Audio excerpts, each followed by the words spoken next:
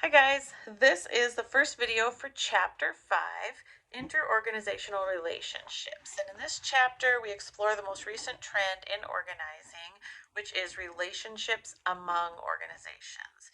So there's many ways that organizations can build relationships among each other.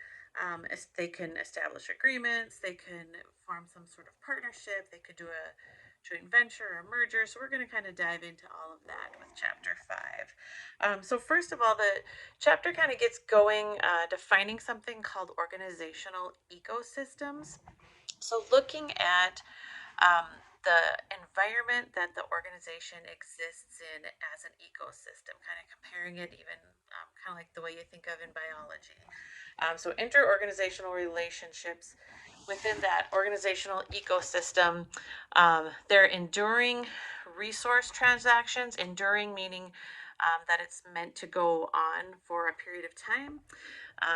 It looks at the flows and the linkages that occur among two or more organizations. So it used to be that when organizations had a relationship like this, it was a big company kind of putting the screws to the smaller company, right? And now we see these relationships as being much more mutually beneficial. It also used to be more business versus business, but now with the new view of meeting the needs, however, is best possible, is kind of improving the way these businesses operate together in the marketplace. They're looking at wanting to add value overall, not just specifically competitively, and just improving the world that they're operating in. So James Moore kind of coined the phrase business ecosystem, and this is just meaning that it's a system that's formed by interaction of community of organizations and their environment. So it cuts across the industry lines. So it doesn't necessarily have to happen within one industry, meaning, so what I mean is that an organization might have a partnership or a joint venture or one of these agreements with another organization even outside of their industry, um, just depending on what they're trying to accomplish.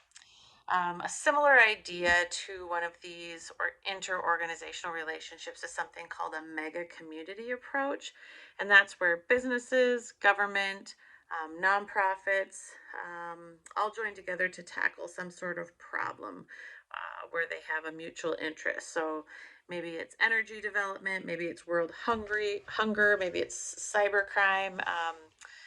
And it might be something that helps a developing country. Just depends on what it is. Um, so the chapter asks the question: is competition dead? Because we're kind of talking like, oh yeah, they just all operate in this, you know, lovely world where everybody's holding hands now. Well, competition's definitely not dead.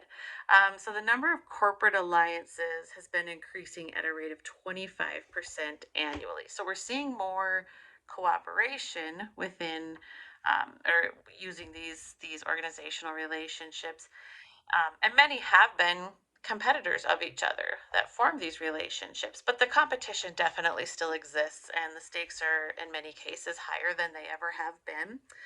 But that competition has changed, at least for some companies. We'll get to an example where it hasn't really changed a little bit here, but businesses are seeing some things environmentally, socially, that they want to be a part of the solution, and they're willing to set some of their competition aside to help do that. So companies need to co-evolve with other companies within that ecosystem that we were talking about so that everyone gets stronger. So you co-evolve through discussions with each other, with through shared visions, alliances, managing complex relationships.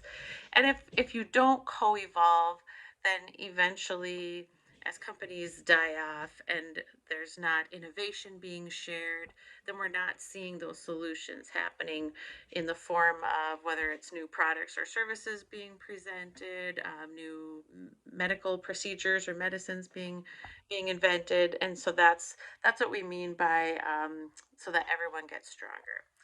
Um, conflict and cooperation exist at the same time in these interorganizational relationships, and so that's how we see them still competing, but also being able to maybe collaborate or cooperate on something. And they give a great example of Apple versus Samsung, and the whole story is on page 183. But Apple and Samsung were fierce rivals, as you probably know. Um, with Samsung being in competition with Apple with their iPhone, in particular. But Samsung supplies Apple with processors and memory chips for their iPhones, which is incredibly interesting. I didn't know that until the first time I taught this class. And so they're they mention in the chapter that they're probably doing things to try to find different resources for that, but at the moment that's what's working for both of them, and so that's what they're doing. Some companies believe that cooperation is essential to success. For example, Google has a team of people that gives technology to other competitors.